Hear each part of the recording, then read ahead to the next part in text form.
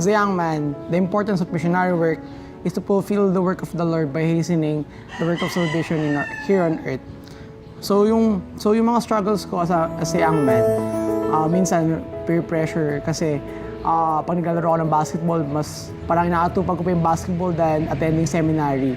As preparation naman para sa mission, may mga kailangan pa akong i-attain, may mga paghahanda pa akong kailangan gawin, like performing temple ordinances at maging prepared ako sa temple to enter the temple. So my advice to all the youth, those who have the desire to serve a mission, continue to serve Him with all our heart, might, mind, and strength. Ipakita natin yung the best natin sa Kanya, na i-fulfill natin yung duty natin as a young man. And kailangan din natin magbasa ng Book of Mormon every day para mas mapalalim pa natin yung mga kaalaman natin. And attend general conference, stay conference, at syempre kailangan natin makinig sa mga leaders natin. Siguro as a young man, a mission is really important for us kasi it's part of our duty to God and also a way to propel God's work forward. And with that, as a young man, yung struggle ko mostly comes with time management and deciding how to prepare for my mission. So siguro sa youth, ang advice ko sa mga nagpe-prepare sa mission nila is to not get caught up in the little things and prioritize. So mas importante talaga yung preparing for spiritual matters. For me, sa education ko, focus talaga kasi ako sa pag-attain ng honors. And focus din ako sa extracurriculars ko kasi kailangan din yun for achieving honors. Pero I realized in the past few months na there are things more important than my extracurriculars, so I decided to set aside some of those things para mas makapag-prepare ako sa mission ko. Actually, yung missionary work is isa sa mga pinaka-importanting pwede natin gawin as a member of the church. Because especially sa mga young men, it is your duty to God. So when I say duty to God, it doesn't mean na yung duty to God na pamphlet or yung ginagawa ng mga young men, pero it is literally your duty to God.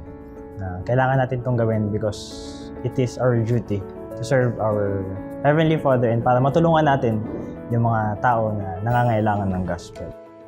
Sobrang daming struggle before or preparing in mission kasi dyan kayo tempt ni Satan eh.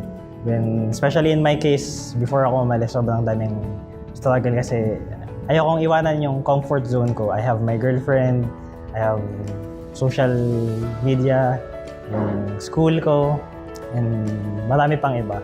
And stay pure and clean, and huwag natin kalimutan na it is our duty. Sabi sa DNC4, diba, if you have desire to serve God, you're called to the work. Ibig sabihin, ako personally, na-feel ko na tinatawag ako ng Diyos, kaya nagawa kong iwanan lahat ng mga struggles or mga paghihirap before ako mag-prepare. And huwag natin kalimutan na it is our opportunity to serve God. Kung hindi tayo mag-mission, mga youth, para nating nalagpasan yung 50% ng buhay natin. So, ano pang inaantay nyo? Mag-mission na kayo.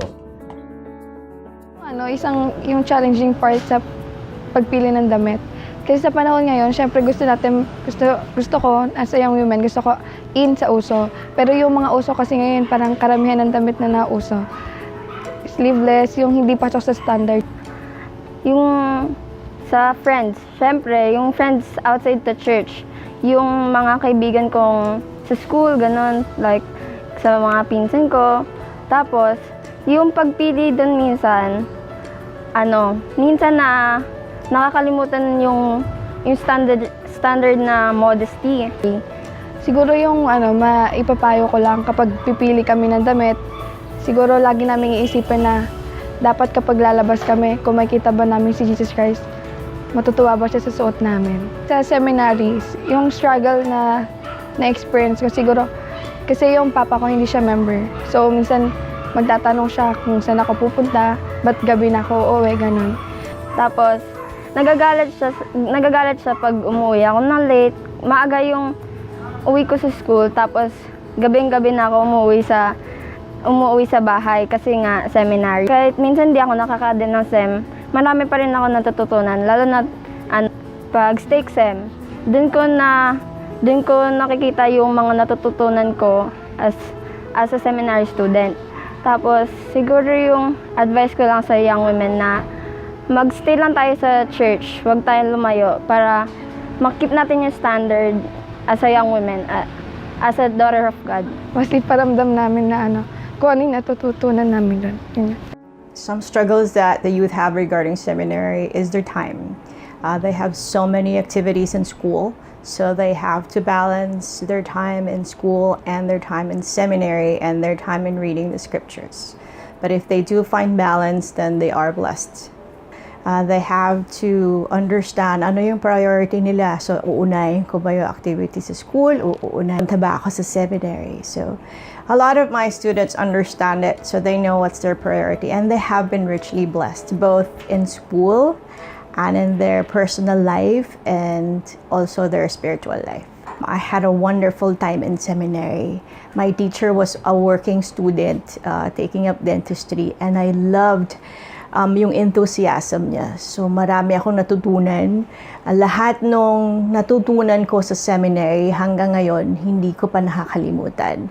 Lahat nung na-memorize ko na scriptures, hanggang ngayon, memorize ko pa rin yun. So, for me, yun yung parang gusto kong ipa-abot sa mga seminary students ko na pag nag-aral sila ngayon, hindi nila makakalimutan yun hanggat pagtanda nila.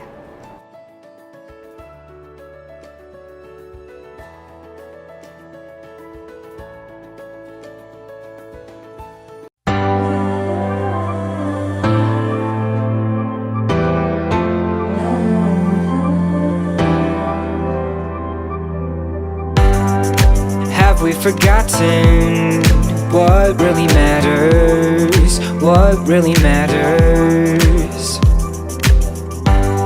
It gets complicated. Life's moving faster. It keeps moving faster. And maybe we should go back to the basics. What we learned when we were young. That simple life he taught us. Can you remember what it was? He taught us to serve one another, repent and forgive, have faith, have hope, and live how he lived. Pray to the Father and never give up. He taught us to love. He taught us to love.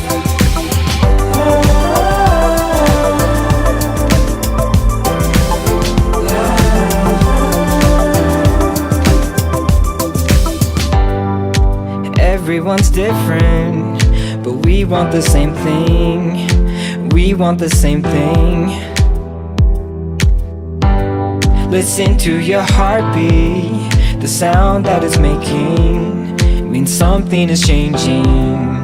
And maybe we should go back to the basics. What we learned when we were young. That simple life he taught us. Can you remember what it was? He taught us to serve one another, repent and forgive, have faith, have hope, and live how he lived. Pray to the Father and never give up. He taught us to love. He taught us to love.